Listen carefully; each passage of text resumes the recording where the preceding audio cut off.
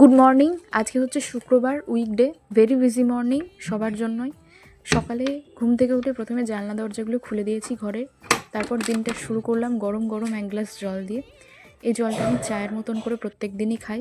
তারপরে মায়ের সাথে একটু চা খেয়ে চলে গেলাম রান্নাঘরে বিছানাটা গুছিয়ে। তার কারণ বর অফিসে বেরোবে, তার জন্য রান্না করে দিতে হবে। সকালে একটু বাড়ির ওপর থেকে চিংড়ি নিয়েছিলাম আর কটা পটল কেটেছি। সকালের টাইমটা এত ব্যস্ততা থাকে না যে বেশি কিছু রান্না করাও যায় না, তাই ভাবলাম একটু পটল ভাজা, কয়েকটা চিংড়ি মাছ ভেজে দিই আর একটা ডিম সিদ্ধ ভাতের মধ্যেই দিয়ে দিয়েছিলাম। তো কড়াইয়ে পটল ভাজাটা বসিয়ে দিয়েছি আর ওইদিকে মাইক্রোওভেনে ভাত হচ্ছে। সকালে ডাল ঝোল করার সময় না হলেও দু একটা ভাজা ভাতের সাথে আমি করে দেওয়ার চেষ্টা করি। আলু সিদ্ধটা আমার বর অ্যাভয়েড করে, তার জন্য করি না।